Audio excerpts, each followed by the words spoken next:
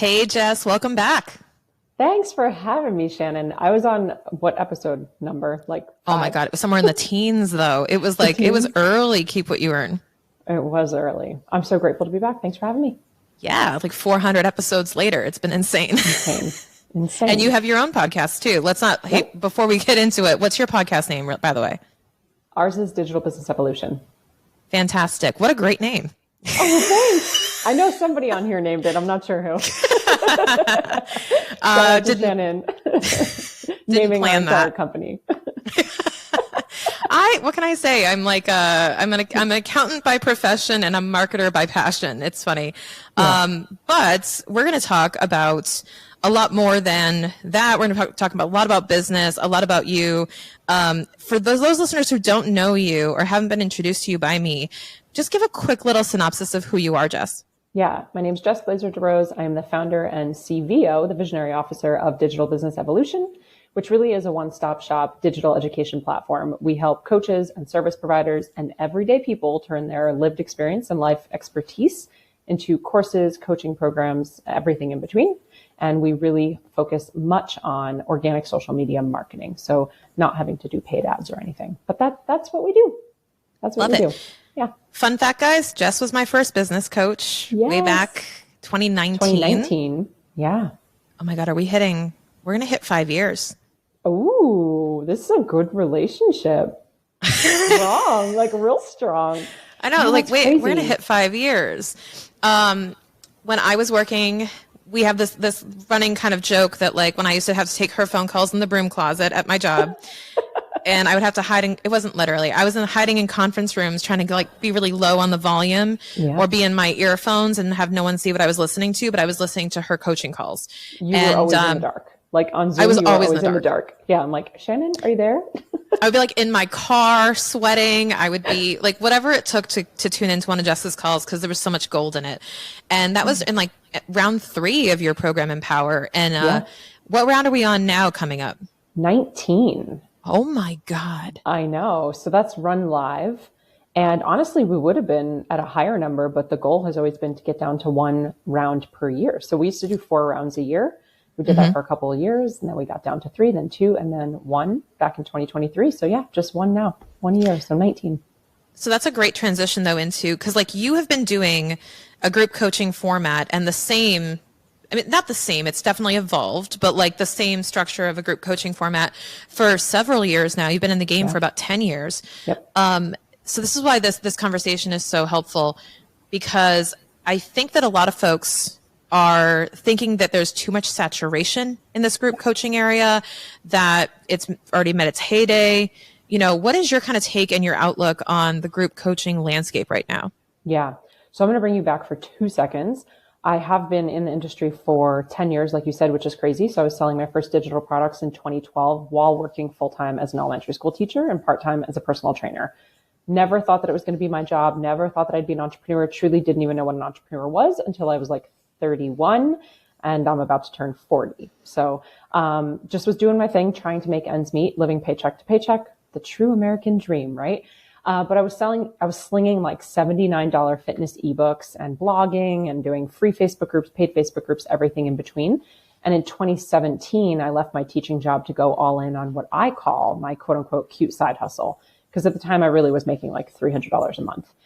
At that point, I did what I knew, and what I knew was personal training. So I took on a lot of one-on-one clients, both in person and online virtually. This is 2017. Very quickly burnt out, ended up on our apartment floor in New York City on my knees, crying, totally stressed out, had adrenal fatigue, and was moving through a breast cancer scare, which I had really brought upon myself. And something had to change. At the time, I was gifted this opportunity to transition from the idea of one-to-one to one-to-many, which at the time seemed very foreign to me, but I also could connect that to something that you can relate to, which was group fitness as a Zumba instructor, right? So I was doing that. I had been a group fitness instructor at the time for about 10, 12 years.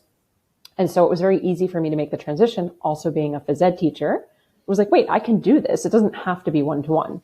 When I went from the one-to-one model to one-to-many, I went from like 10 or 20K months to 50K months within the first month of making the transition, and obviously freed up so many hours of my day.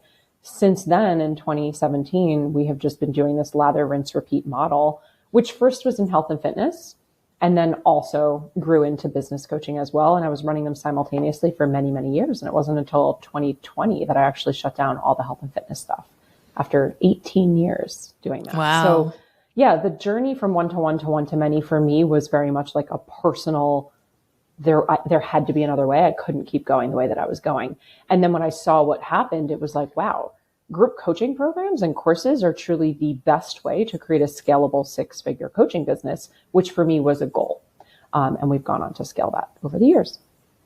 Exactly. So, when folks are talking about, that has become more popular, right? Yep. Through COVID and through other things, they're learning from folks like you, and they're seeing other folks talking about the advantage of this. But they're probably seeing that, and if you're following a lot of these different people, right, you're hearing the same message over and over again, and it could be perceived as saturated. What's your reaction to that impression?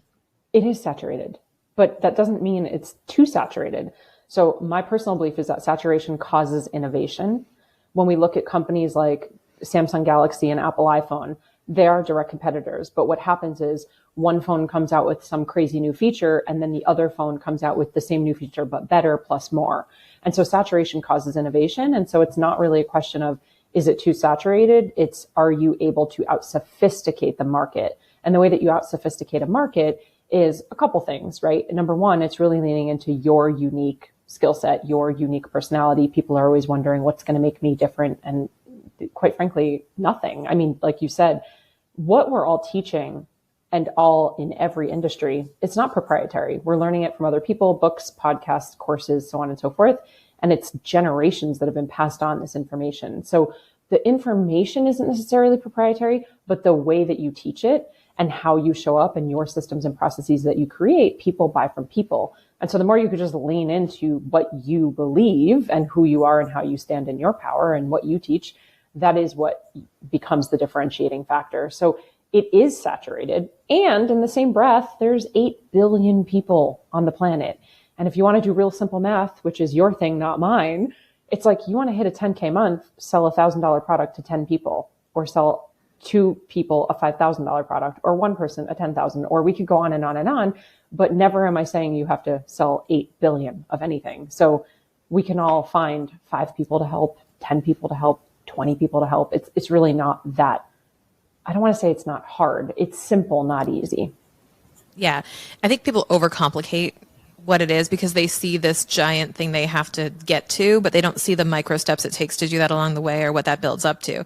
And they just get overwhelmed by the thought of trying to build something like that. And they also think, who am I to build that? Or am I equipped to build that? Yeah. I was one of those people when I first started. I think when you get into this like cubicle mindset, literally and figuratively, you're in these 4 walls of like, this is my career. Yes. This is what I was built to do. This is what I studied to do. And this is what I'm supposed to do. Like, this is this is my bubble. Like, I'm happy here. And then like what your program did for me, at least, was like, no, it's totally, like, there's no rules. Like, there's absolutely no rules here. You have complete choice of what you want to do here and how you want to build the business. I was thinking like, oh, all I want to do is, make a couple bucks here and do this. Let me just see if it works, whatever. And it's like, looking back on that now, I'm just like, holy crap. Like 2019 Shannon would not believe who the hell this is right now. No, but you weren't even originally going to do what you're doing. You had come in to do something completely different. And I think this is so important when we talk about mentorship, or just even like unpaid mentorship. It doesn't have to be some crazy high ticket coach, right? But no, you can't read a prescription bottle from the inside.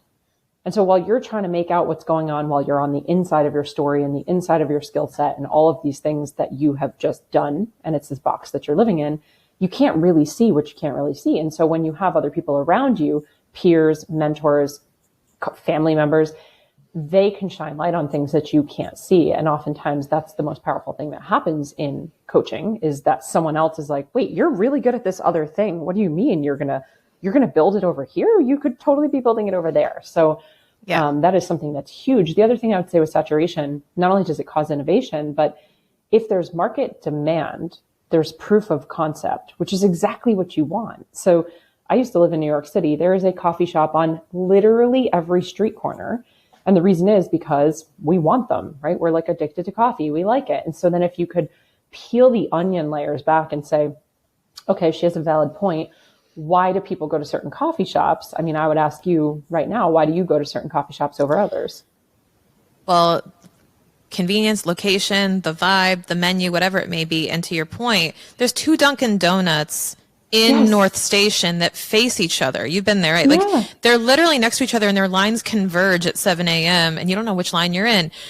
And they're both thriving. Yes. Yes. And that was exactly the thing, like looking at a city, it's just such a great visual. Like you said, it's, do they have Wi-Fi? Do they know my order? Do they have that special peppermint, whatever that I love? Do they have a really good give back program? Is it their price? Are they on the location, like my geography? It's the same thing when you look at something like social media and you're standing there as a service provider or a coach and you're marketing yourself. It's the location. Is someone scrolling past your stuff? Do they love your give back? Do they love your vibe? Is it your brand colors? I mean, there's a million different reasons why people are going to work with you. But if there are other people doing it, that means that there are people who want it. Lean into that. Totally. And when it comes to, building a coaching business, we were talking about, and this is something I struggled with too. We think about that cubicle mindset was also that I'm meant to do this straight service for my clients, like one-to-one, and just that like single solo client where I'm like, okay, I'm going to do this service and I'm going to do the, what would you call it? The trade, if you will, of doing this. Yes. One by one with each client. I had never even considered like a one-to-many model because it had never really been discussed in my profession of a way to do that. And it was kind of introduced to me by you. But let's talk for a second about why the one-to-many model works over the one-to-one when it comes to scaling a business. Yeah. My personal belief is that, number one, obviously it's not rocket science. I can work with 40 people in an hour, or I can work with 40 people across 40 hours. So I can make more impact and make more income in less time. That's the part that's not really rocket science, right? But when you do come into a group container, groupthink happens. And we humans love to be around other humans because at the end of the day, our brains work for survival of the fittest. And it's who's going to survive. And when you're surrounded by community to both hold you accountable, to support you, to push you, all these different things that happen, there's a lot of magic that happens within the room. As a business owner, when you're doing a one-to-many model, you're also presented with the opportunity for more feedback, which could feel scary, especially for somebody new who's like, oh, I don't want feedback, but feedback is gold. Your clients are going to help you actually navigate the timing and the speed and the pace and the direction more than you could ever guesstimate, right?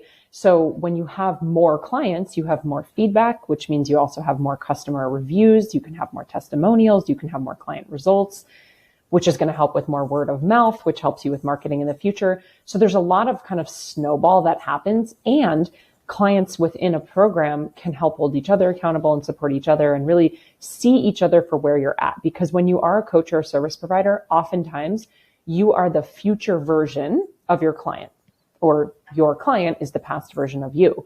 And so even if you're one step ahead of your client, that one step, that gap could feel too big sometimes.